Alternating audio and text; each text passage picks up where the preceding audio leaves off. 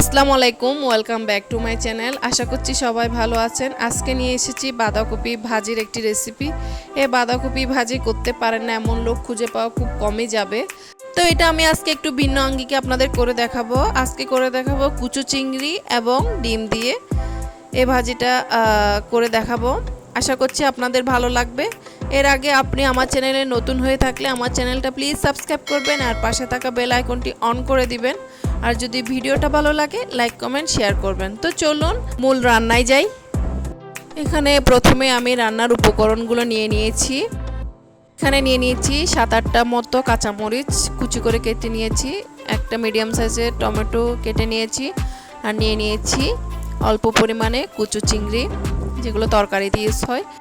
এদিকে আমি পাতাকপিগুলোকে কেটে নিয়েছি। আমি এভাবে কেটে নিয়েছি, আসলে এগুলো দেখানোর কিছু নেই, আপনারা সবাই জানেন। আমি কেটে ধুয়ে পরিষ্কার করে নিব। এদিকে চুলায় একটা ফ্রাই প্যান বসিয়ে দিলাম, পরিমাণ মতো তেল দিয়ে দিয়েছি হাফ কাপ মতো পেঁয়াজ বাটা। আপনারা চাইলে পেঁয়াজ কাটাও ইউজ করতে পারেন, তবে আমি আজকে বাটা পেঁয়াজটা ইউজ করেছি। দিয়ে দিচ্ছি ওই যে আগে থেকে ধুয়ে রাখা কুচো চিংড়িগুলো এবং একটা ডিম দিয়ে দিলাম। দিয়ে খুব ভালোভাবে নেড়ে নিয়েছি যাতে চিংড়ি এবং ডিমের ব্যাড স্মেলটা চলে যায়। এরপরে দিয়ে দিয়েছি আগে থেকে কেটে রাখা টমেটো এবং স্বাদ মতো লবণ। আবারও খুব ভালোভাবে নেড়ে নিচ্ছি সবগুলো উপকরণকে, তেলের সাথে খুব ভালোভাবে ভুনে নিচ্ছি। এবারে দিয়ে দিয়েছি কাঁচামরিচগুলো। এখানে আমি কুচি করে কেটে নিয়েছি যাতে ঝালটা খুব বেশি পরিমাণে বের হয়। দিয়ে দিয়েছি 1 টেবিল চামচ হলুদ গুঁড়া, হাফ টেবিল চামচ ধনিয়ার গুঁড়া। আবারও সবগুলো মশলা উপকরণকে আমি খুব ভালোভাবে নেড়ে নিচ্ছি। যখন মশলা থেকে তেলটা আলাদা হয়ে যাবে তখন আমি আগে থেকে কেটে ধুয়ে রাখা পাতাকপিগুলো দিয়ে দিচ্ছি এবং ঢাকনাটা দিয়ে দিলাম।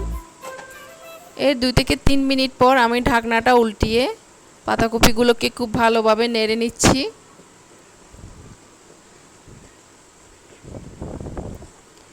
এবং খুব ভালোভাবে বাঁধাকপিগুলোকে মশলার সাথে ভুনে নিচ্ছি এবং ঢাকনাটা দিয়ে দিচ্ছি। চুলার জালটা হাই টু মিডিয়ামের মাঝামাঝিতে থাকবে। মোটামুটি 10 মিনিট মতো রান্না হওয়ার পর আমি ঢাকনাটা তুলে আর একটু নেড়ে নিচ্ছি।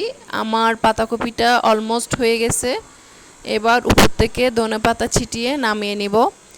আসলে বাঁধাকপি যখন তো সিদ্ধ হইতে বা ভাজি করতে খুব কমই সময় লাগে, তাই ঝটপট খুব কম সময়ে রেসিপিটা করা যাবে। আশা করছি রেসিপিটা আপনাদের ভালো লেগেছে। যদি ভালো লেগে থাকে তাহলে কমেন্ট বক্সে আমাকে জানাতে ভুলবেন না।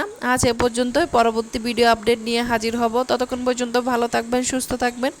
আপনাদের সকলের সুস্বাস্থ্য কামনা করে এখানেই বিদায় নিচ্ছি। আল্লাহ হাফেজ।